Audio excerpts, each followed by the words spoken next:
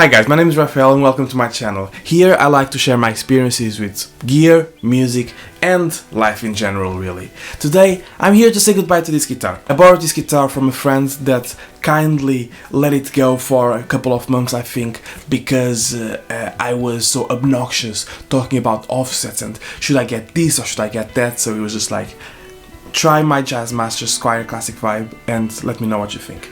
And that's what I've been doing. I've been playing around with it, I've been trying to understand exactly what makes these type of guitars in particular special. And today, although there's not much playing because I already made a couple of videos with playing in it, so if you want you can go check them out.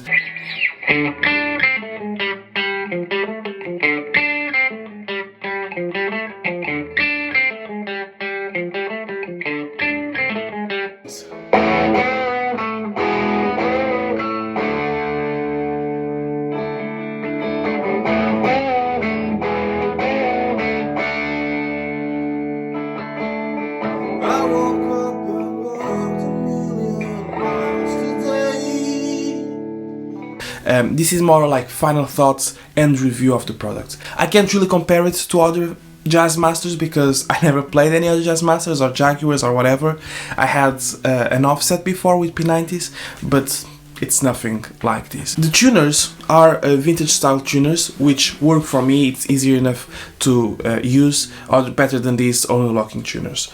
The thing as well, I don't know the whole specs because the Anderton's website, although it keeps suggesting this particular guitar when you search for Squier Jazzmaster, it doesn't exist. It just keeps loading and loading and doesn't even load the description or the specs of the item that they use to sell this. They don't. So I don't know if this is Indian Laurel or if it is Rosewood, because I wondered this because it is quite dark. It is darker than the Rosewood Fretboard that I have on my Japanese Telecaster. The Jazzmaster Fretboard is darker than on this Japanese Telecaster from 2018, so this was definitely Rosewood. If you want to see next to an ebony board, I'll show you. This is the ebony board from the Eastman Juliet, so you see quite a lot darker. This is like almost black really, but this is quite dark as well, so it does look nice. In itself is with this vintage tint, which is really nice. I like that the truss rod plug has that little walnut indentation there. It's not just like black plastic like the Mexican Fenders, or just nothing like most the Chinese copy necks that we see around. Now, speaking of the pickups, these are really interesting pickups, you know. They're not P90, they're not single coils like a Telecaster or a Strat. They have their own sound. The neck is warm and full, like a bigger Stratocaster neck, but the bridge is like almost brittle and thin, like thinner than a Stratocaster bridge, in a way that it almost sounds like lo-fi or vintage. At least these particular ones, I don't know all the other ones, but I can see why people will be tempted to put a humbucker in this position or a P90 in this position and the Jazzmaster style on the neck for just like having a guitar with a specific sound. But I do like it. It's noticeably different and I think it has a place in the soundscape creating material. This one has the rhythm circuit, which is cool. I think you can just like play chords and then have like the tone rolled off slightly on the neck because even there is bright, and then you can put it down and you're on the neck for something else and then bridge, so it's technically even like more sounds. It's like 4 sounds instead of just 3. I don't like these knobs. I think they should put the top witch hat knobs that they put on the more expensive Jazzmasters, and it's more vintage accurate. I never had any issues with this bridge, so nothing slipping, nothing doing much. The tuning stability has been really good, so I don't know, maybe I'm just not using the vibrato as aggressively or as much. I do like the vibrato. It is quite different from, for example, a Stratocaster vibrato or like a PRS vibrato, something like that. The mechanics of it and how it affects the pitch, it really is interesting as well. It's like the longer arm, and I had a Bixby before and I think I prefer this to a Bixby really. The color, I thought I was not going to like this color. It's like purple. I don't know. Why purple? But the fact is, it's like a metallic with little flakes of shine in it, and it really is a really nice color. It contrasts really well against white walls. A very important point, you know. Sometimes we have white guitars or cream guitars like myself, and it annoys me to no end that it doesn't contrast against the wall, which is a dumb thing to say about a guitar, I realize that, but I'm being honest here, okay guys? I'm superficial and vain. Shoot me if you want. Don't shoot me, please. So all in all, I think this gave me a good idea of a Jazzmaster is, or it should be. Like anything, there's always more expensive alternatives, but the thing about the Jazzmasters is that the way that they are priced, it's quite odd, because you get the Affinity, right, which is at 200 and something pounds. Then you get the Classic Vibe that goes from 300 to 400 pounds. And then there's no Mexican player Jazzmaster. There is one, but it's with humbuckers and with no rhythm circuit, so it's not like a Jazzmaster. The first Jazzmaster that you get is those special runs from Andertons and CME, but they don't have the rhythm circuit, which you might not be bothered about. And they have American pickups, but they're 800 pounds. And at around that same price, there's the Vinteras, that some people say they're great, some people say they're not so great. It's a guitar. If you like it and if it's in the color that you want, go for it. It's not the end of the world.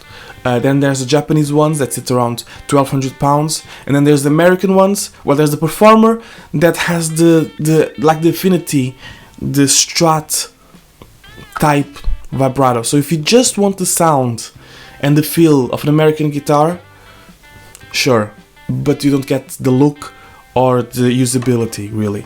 And then after that there's the Professional 2, and then there's the Vintage 2, which they can get really expensive. There are other brands that make Jazzmaster style guitars. The only ones that I know are the Japanese Tokai and Momose, like the Jim from Audiomo is always raving about.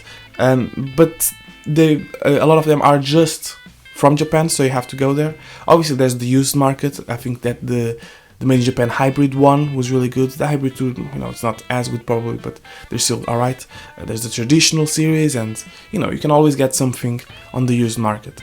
But that being said, since so many people mod these guitars, they changed the bridge, they changed the bridge and the vibrato and the pickups and neck shims here and there. I just find it so hard to find the Jazzmaster that's stock, comes with everything that you want, with no mods changed, with no mods required, because a lot of them don't come with any particular brand. They don't come with Seymour Duncan pickups or something. There's a store here in the UK called Noisemaker, Noise with a Z, that builds their own guitars. I don't know if they build it, if they just paint it, if they ask someone else to build them for them. I don't know what the deal is, but they have Monty pickups, Mastery bridge and Mastery vibrato, and relicing and everything, and there's a couple of them selling for 1200 pounds, which is really cool. Personally, I really like it.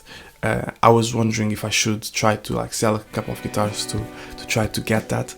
If you want a Jazzmaster and you're not sure, this is perfectly fine. This will get you the sounds, will get you most of the way there. Even Pushin from Mike Adams from Pushin, the channel, recommends these guitars. So if you're not sure about if you should get a Jazzmaster or not, find one used at 200, 250 pounds. Buy it, see if you like the sound, okay? If the playability is not there, take it to a tech to be set up properly. New strings, maybe an neck shim if necessary for the adjustment and everything, okay? And then if you really like that guitar, then you can start seeing at other perspectives. So in conclusion, thank you very much, Dave, for letting me have your guitar for a few weeks. It has been really appreciated. I feel like I've learned a lot about this type of guitar. The body shape, the size, these guitars are bigger than Telecaster and Stratocasters. They sit differently, you stand differently with them, we're playing things slightly different. The vibrato doesn't get in the way, it's easy to change strings, it's cool, it's good looking, it's all the things that you look on a guitar, or at least that I look for in a guitar.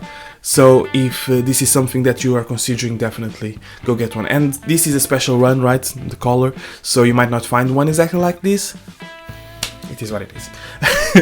If you find one, buy it. That being said, thank you so much. I hope this information helps you in some way, shape or form.